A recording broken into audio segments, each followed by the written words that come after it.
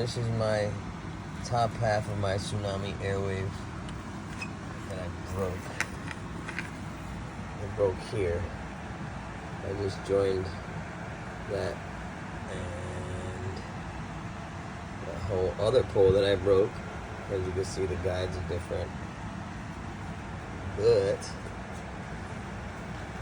I got it super glued inside of the other one, from the top to the bottom. I wrapped it up in 40-pound braid, super glued that, and then epoxied the crap out of it. Might be a little top heavy, but it's sturdy.